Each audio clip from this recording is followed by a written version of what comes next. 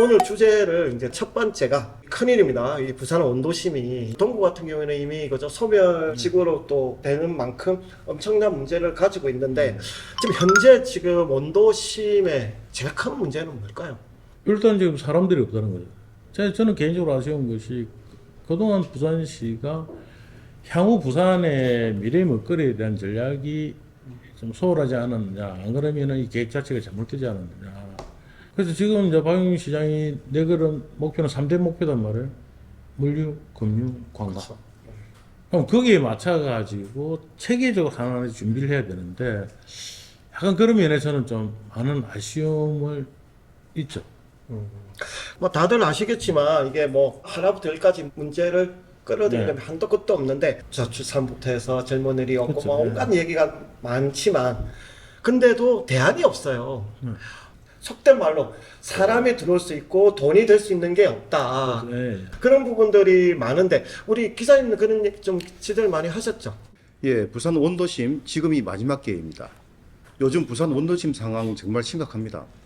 중구, 서구, 동구, 영도 같은 지역은 인구가 절반 가까이 줄었고 상권도 거의 무너졌죠. 반면 해운대나 기장 같은 신도시엔 예산과 행정자원이 몰리면서 도시 내부 불균형이 점점 심해지고 있습니다. 이걸 단순히 낡은 건물 재개발한다고 해결되지 않아요.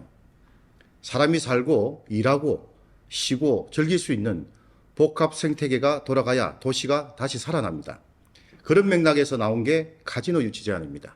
단순한 도박장이 아니라 북항 재개발과 연계한 복합 리조트형 모델로 외국인 관광객과 투자를 끌어와서 사람과 돈이 원도심으로 다시 흐르게 하자는 거죠. 결국 핵심은 이겁니다. 원도심이 살아야 부산이 삽니다. 그래서 저희가 그럼 도대체 뭘 해가지고 활성화시킬 거냐라고 한 게 의장님이 예전부터 네. 카지노 복합 리조트를 리조트, 말씀을 하셨어요. 이제는 이게 살아야 되잖아요. 사람이 있어야 되고 살아야 되는데 이거는 이제 예전처럼 뭐 사양성이나 그런 게 아니라 실질적으로 해야 되는데 의장님께서 이 부분을 예민한 부분에도 불구하고 필요성에 대해서 상당히 이야기를 하셨는데 어떤 부분 때문에 그리고 왜 해야 되는지. 아니 저는 간단해요. 방금도 말씀드렸다시피 부산시의 목표는 물류, 금융, 그렇죠. 관광이에요. 자, 이 소리는 뭐냐면은 왜 금융이 필요합니까? 사람들이 몰리기 때문입니다.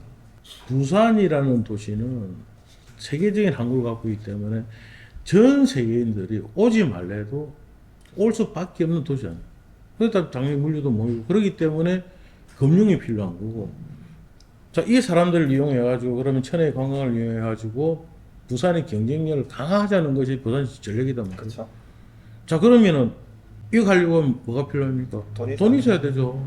지금 현재 한 1년에 한 20조 가량 되는 걸 가지고는 여기저기 쓰다 보면은 제대로 할 수가 없단 말이에요. 그래서 그러면은 이제는 카지노 리조트에 대해서 우리가 공론을 해보자. 근데 이게 카지노 리조트 유치하기가 정말 힘들어요. 그렇죠. 네. 중앙정부 엄청난 지원이 없이는 힘듭니다. 그래도 카지노 그러면은 좀 사행성이 있다, 좀 부정적인 것도 있잖아요. 그럼 이걸 하다 어떻게 이런 문제점을 해소할 것이며 그러면은 우리 시민들과 함께 한번 여기에 대해서 이야기를 해보자. 자, 지난번에 2017년 우리 서병수 시장 시절에 한번 이 문제가 제기가 됐어요. 네. 그때 세계적인 센즈 그룹이 그 당시 6조예요. 6조라는 돈을 전 세계 많고 많은데 놔주고 부산에 꼭 하고 싶어 하고 했는데 그 당시 여론에 밀려고 못했단 말이에요. 자, 그러면은 언젠가 만약에 그런 기회 온다 그러면은 그때 기회를 바로 잡자는 거죠. 그러기 위해서는 지금부터 공론화돼. 전반적인 공론화가 필요하다. 저희가 생각해도 세계적인 유명한 관광도시에 카지노와 연결이 안 되는 데가 있나요? 근데 우리가 좀 희한한 게 왜 외국 가서 유명 관광지의 카지노에 대해서는 와 하고 뭐 이렇게 복합 리조트로 야 멋있다라고 하는데 왜 꼭 한국에 있어서 평가하는 기준이 좀 뭔가가 어떻게 보면 묘한 여론에 밀리기도 하고 그죠? 검증되지 않은 팩트에 좀 밀리기도 하고 그런 생각이 상당히 많거든요. 제가 이 이야기를 꺼내기 전에 제가 한번 우리 김대희 PD님한테 한번 여쭤보고 싶은데 지금 부산 도박 안 하나요? 하죠. 자, 경륜하죠. 그쵸. 경마죠. 심지어는 경쟁도 합니다.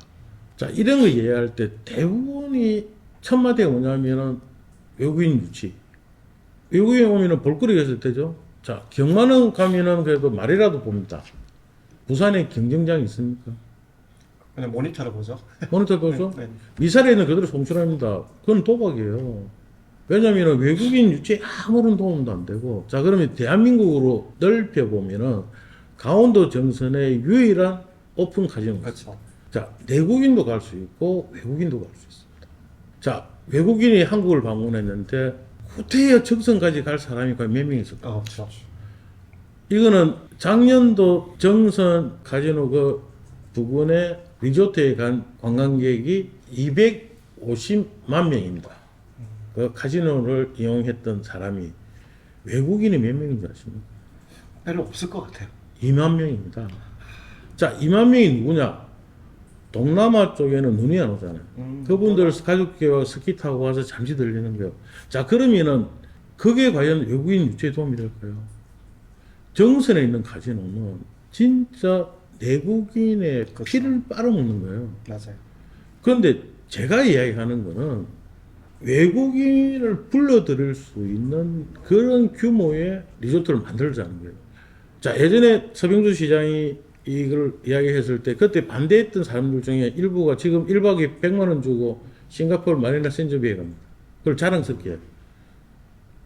왜 싱가포르인데 왜 우리는 안 돼요? 우리 종교적으로 문제가 있습니까? 아니잖아요. 자, 이슬람은 도박하면 절대 안 돼요. 그렇죠. 동남아에서 말레이시아가 제일 처음 오픈했단 말이에요. 오픈했을 때 싱가포르이 하나님을 버릴 때 갖고 엄청나게 비판을 했죠. 근데 말레이시아가 오픈을 하니까 유럽의 관광객들이 전부 그렇죠. 다 말레이시아. 싱가포르하고 말레이시아로 갑니다. 그래서 싱가포르이 만든 것이 지금 싱가포르 마리나 벤치고요. 여기서 개장하기 전에 0.7 경제 성장률이 0.7밖에 안 됐거든요. 성장하고 나서 무려 경제 성장률이 2.6인 걸로 올랐어요. 그리고 일자리 창출. 그래서 많은 분들이 카지노 리조트 그러면은 전체가 카지노인 줄 아는데 만약 이게 50층 규모의 그러면은 카지노 존은 1층 한 절반 이밖에 안 돼요. 나머지는 공연장, 쇼핑몰 다 들어가는 거예요. 부산의 가치. 정선이 아닌 부산에서의 복합 카지노 리조트가 형성이 되었을 때 그 가치는 정말 세계적인 유명지로 급부상할 수 있는 거라는 걸 계속 좀 강조를 하셨잖아요. 그런 부분들이 현실적으로 가능한 거죠. 가능하죠. 그리고 지금 지난번에 센저가 실패를 하고 그 자본이 지금 태국으로 갔단 말이에요. 태국 지금 7개 준비하고 있어요. 와. 자, 태국은 불교 나라잖아요. 그렇죠, 그렇죠. 지금은 이 살기 위해 가지고 종교를 탈종교를 지금 하고 있습니다. 자, 우리가 지금 중동 쪽에 보면 은퇴가잖아요.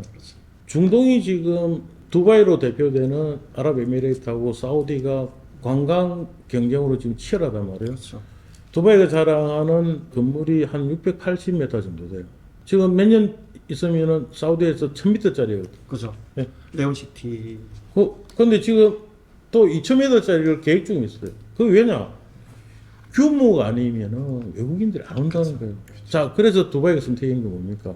몇 달 전에 두바이가 종교를 버리고 카지노 리조트 허가를 내줬어요. 저 깜짝 놀랐어요. 야, 네. 어떻게 저런 이슬람 국가에서 카지노를 그런데 거기에 하나 카지노를 만드는데 11조 투자를 합니다.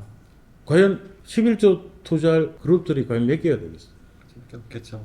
예. 그래서 저는 그렇습니다. 이게 분명히 이제 요 카지노 리조트를 이야기하면 시민들 분께서 걱정하시고 그렇겠죠. 당연하죠. 그런데 이걸 어떻게 운영을 해야 되는지. 그래서 제가 싱가포르 가서 제가 물어보니까 일단 싱가포르이 자기들 말로는 영구히 주는 것이 아니고 20년을 줬대요. 그리고 일종의 기부 체납을 받는데요. 자, 그러면은 거기서 벌인 돈을 가지고 시민들의 복지, 그리고 우리 청년들 초등학교부터 시작했고 대학교, 석사, 박사까지 인재들한테는 무상으로 해주자는 거예요. 그렇죠. 그걸 바탕으로 해가지고 부산이라는 이거를 경쟁력 있는 도시로 만들자는 거예요. 그러니까 카지노에 대한 이제 느낌이 그냥 사연성이라기보다 그게 없으면 뭔가가 랜드마크가 없는 듯한 그렇죠. 느낌. 예. 특히나 부산은 더 그런 게 필요할 것 같다. 예. 자, 제일 가까운 오사카 있잖아요. 그렇죠. 예.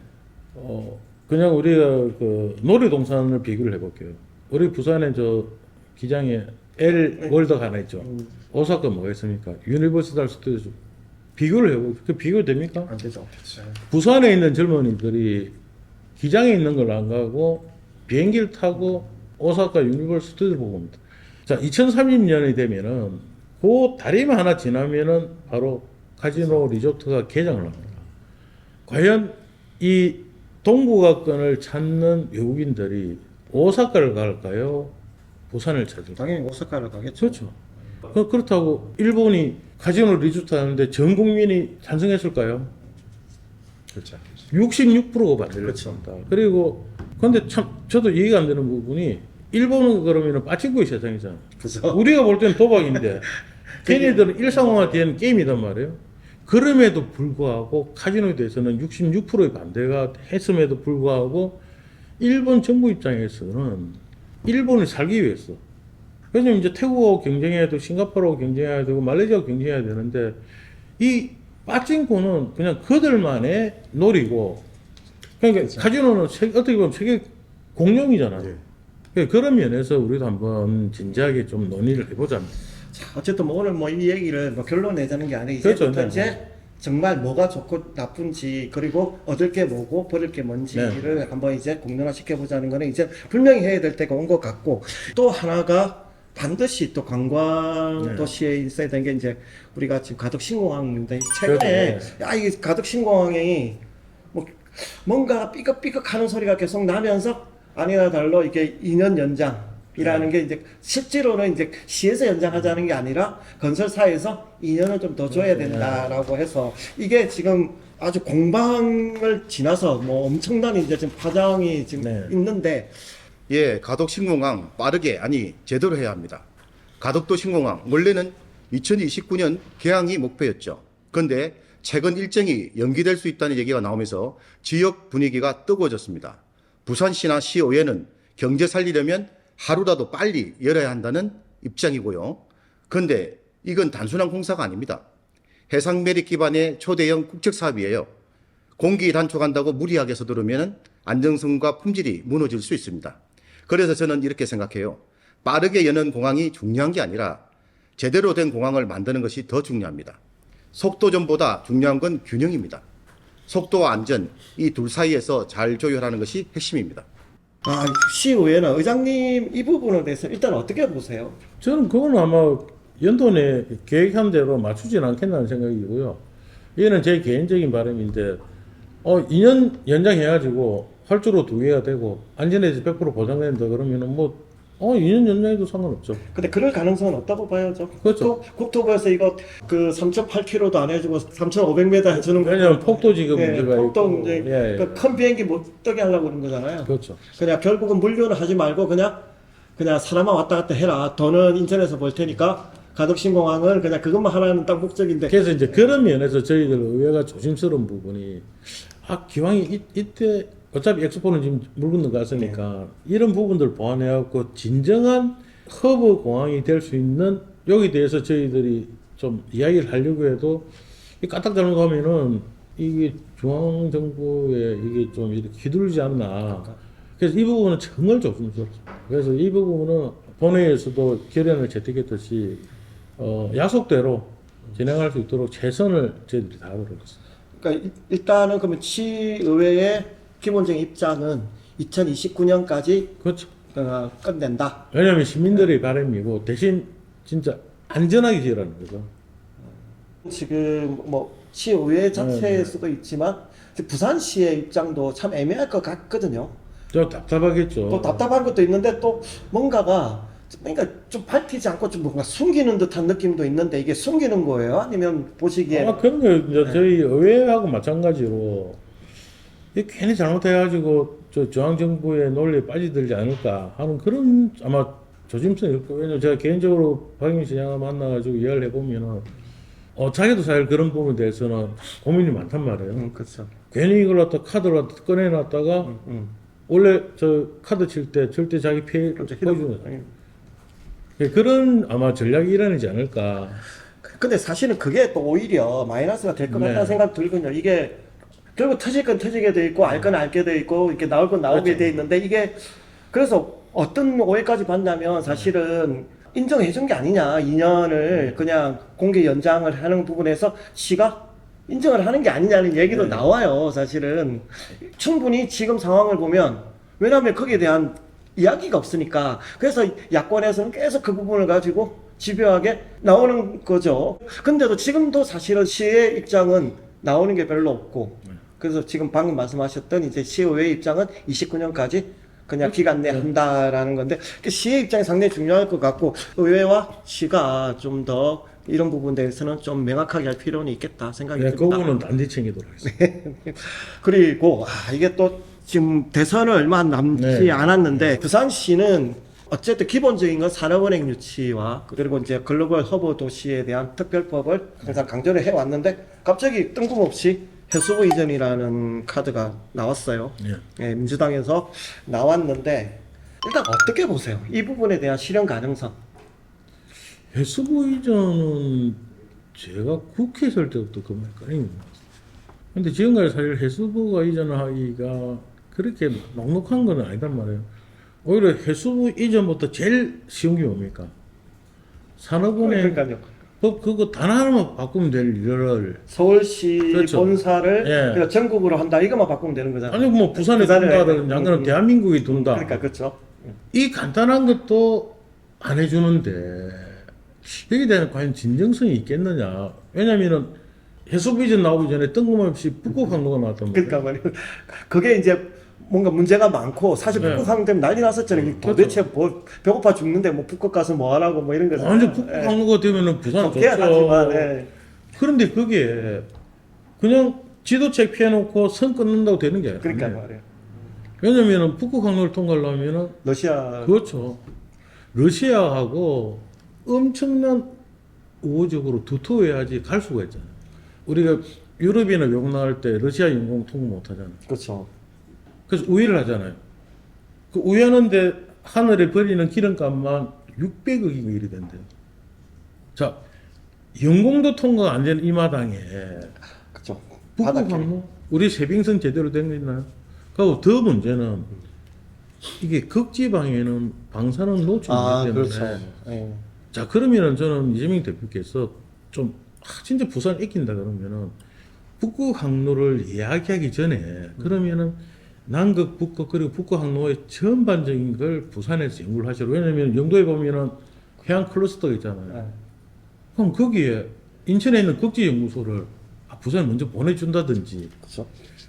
그런 사전에 그거가 있다 그러면은 해수부 이야기도 제가 어느 정도 한 믿어볼까 싶은데 그런 거 전혀 없이 뜬금없이 이게 나와버리니까. 그 지금 제가 안 그래도 여러 번 그 민주당 쪽에 요구를 했었어요. 일단 산업은행 이전에 관한 경제적 효과라든지 그렇죠. 네. 인력 성출은 이미 여러 기관에서 나와 있는 것들이 나왔죠. 있다 네. 나와 있는데, 그러면 도대체 해수부 이전을 통해서 실질적인 수치에 그걸 좀 내봐라 했더니 아무도 말을 못해요. 없어요. 그러니까 그 말은 무슨 얘기냐면 결국은 이제 선거용으로 하도 이렇게 떨어지니까 이 선거용이라고밖에 이제 안 보이는 거잖아요. 이 부분에 대해서도 좀 예, 해수부 이전 명분만으로는 부족합니다.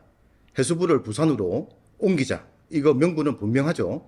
해양도시 부산에 해양부처가 있으면 당연히 시너지가 나겠죠. 그런데 현실은 달라요. 중앙부처는 세종에 있고 국회는 서울에 있다 보니 부처 간 정책 조율 느려지고 공무원 이탈도 심각합니다. 결국 조직 안정성까지 흔들릴 수 있다는 얘기죠.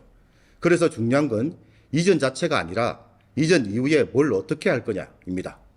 실질적인 성과로 이어지려면 그걸 뒷받침할 전략과 실행 계획이 확실해야 해요. 명분만으로는 부족합니다. 실리를 챙겨야 성공적인 이전이 됩니다. 아니 그러니까 뭐 말씀하셨는데, 그래서 와서 뭘 하겠냐, 우리한테 뭐가 좋은데. 산업은행 사실은 우리가 흔히 말하는 보이는 경제 효과도 있지만, 산업은행 자체가 이전을 하면 최소한 그 대기업에서 지사라든지 돈이 여기 있는데 네. 다 내려온단 말이에요. 그런 게 보이는 게 직간접적인 경제 효과량이 엄청난데, 해수부는 그러니까 자기들이 공약을 냈는데도 이게 그래서 뭐가 좋은데 그냥 수치로 한번 해결을 못하는 거잖아요. 그래서 제가 국회 버전할 때 그때 한 1990 몇 년도 시절에 그때 해경 이전 문제가 있었어요. 그때 민주당이 반대했어요. 그렇죠. 그때 해수부 장관은 노무현 대통령이죠.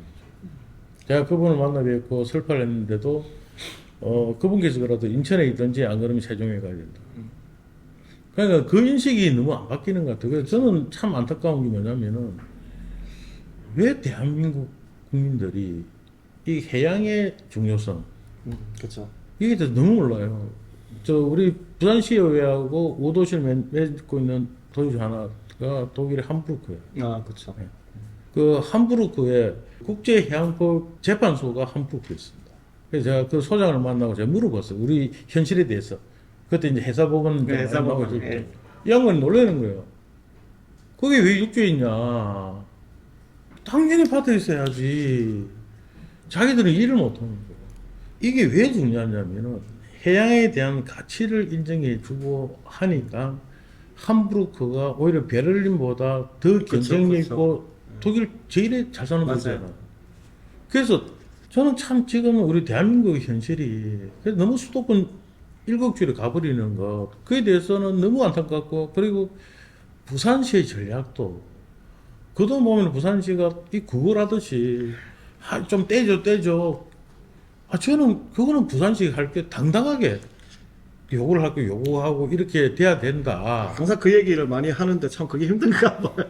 마지막으로 저희가 주제 하나만 던지겠습니다. 얼마 전에 그 교육감 선거, 네. 보궐선거가 끝났는데 그 전에 이제 보수 성향이던 하윤숙 교육감님의 사정으로 해서 나가고 그렇죠. 지금 예. 진보 진영의 김석준 교육감이 됐어요. 그러면 결국은 예산이나 여러 가지가 시의회와 이제 좀 부딪히지 않을까 하는 여러 가지 어떤 정책이라든지 아니면 좀 혼선이 있지 않을까 하는 그런 거에 대한 걱정을 많이 하고 있거든요. 그 부분에 대해서는 좀 어떻게 생각하세요? 교육개혁, 소통 없이 밀어붙이면 갈등만 남습니다.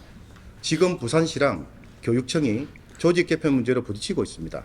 시는 행정 효율성과 예산 투명성을 강조하고 있고 교육청은 자율성과 교육 자치를 주장하죠. 입장 차이가 있을 수 있는데 문제는 이걸 조율할 협의 과정이 없다는 겁니다. 일방적으로 밀어붙이면 현장은 혼란만 더 커지고요. 결국 피해는 아이들과 교사들에게 돌아갑니다. 교육개혁은 정책만으로 되지 않아요. 현장과의 신뢰 그리고 협치가 필수입니다. 서로 다른 입장이어도 교육을 위해서라는 공감대가 있어야 해요. 소통 없이 추진되는 개혁은 결코 성공할 수 없습니다. 아니 근데 김석준 교육감이 진보입니까? 뭐 성향은 뭐 그렇. 아니 그때 뭐 현수막이나 이렇게 보니까 중도자를 강조를 많이 하시는 것 같은데. 그리고 그분이 이제 학생만 바라보겠다, 학생 교육에만 바라보겠다. 아마 그 교육에만 바라보면은 학생들 교육에 전념하고 한다는데 의회가 반대할 리는 없겠죠. 그런데 이제 그런 부분은 있겠죠. 만약 거기에 어떤 무슨 정치적 색깔이 들어간다든지 그렇다면은 아마 의회는 그 색깔을 좀 빼려고 그렇겠죠. 노력하겠죠. 왜냐하면 교육의 본질에 맞는 정책을 펼친다면은 그걸 누가 모르겠어. 오히려 그걸 의회에서 손을 댔다가는 시민들이 지탄을 받겠죠. 그런데 그 교육의 본질을 벗어나고 거기에 자꾸 어떤 색깔을 자꾸 입히려고 한다 그러면은 시민들이 좀 부담스럽지 않을까요? 그러면 시민들이 부담스럽다면은 시민의 대표기관인 의회가 그 자꾸 색깔을 빼려고 나겠죠. 그래서 저는 아마 그게 아마 정답이 아닐까라고 생각합니다.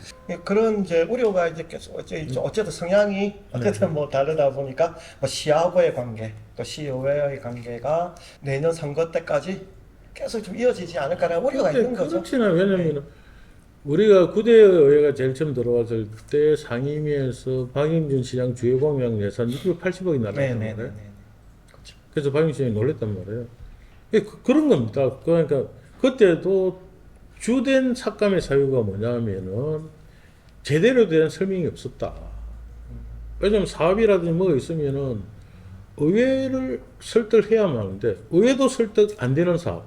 과연 시민들이 그 사업을 이해를 하겠어요. 그래서 그때 680억인가 날라왔는데 아마 이번에도 만약에 이게 설득이 안 되는 사업이 있다든지 하면은 아마 또 좀 삭감이라든지 그런 부분이 있겠죠. 그런데 뭐 의회가 설득이 된다 그러면은 아마 무난하게 가지 않을까 하는 생각도 하고 있습니다. 네, 뭐 그 부분은 이제 어쨌든 다른 것도 아니고 우리 아이들 교육 그렇죠. 제일 네. 중요한 아이들 교육이기 때문에 이 부분은 항상 좀 예민하기도 하기 때문에 항상 좀 해야 될 것 같고 자 뭐 오늘 뭐 이런저런 얘기를 했는데 오늘 하루는 뭐 끝낼 수 있는 건 아니고 이제 자주 뵈야 될 것 같고요. 이제 1년 한 3개월 정도 남은 것 같습니다. 마지막까지 부산 시민만 바라보고 일하는 그런 강력시 의회가 되도록 하겠습니다. 고맙습니다. 네, 오늘 뭐 이런저런 얘기를 많이 나누었는데 이제는 부산이 변해야 된다. 혁신을 해야 되고 개혁하지 않으면 그리고 아픈 것을 도려내지 않으면 계속 이제 무너질 수밖에 없는 게 이제 부산인 것 같습니다. 이 부분에 대해서 우리 시뿐만 아니라 시의회가 중추적인 역할을 하고 있기 때문에 앞으로도 견제와 균형과 그리고 혁신과 개혁을 통해서 모든 것들이 다 이루어질 수 있도록 우리 쌤TV도 함께 하도록 하겠습니다. 오늘 나와주셔서 감사합니다. 네, 고맙습니다. 고맙습니다.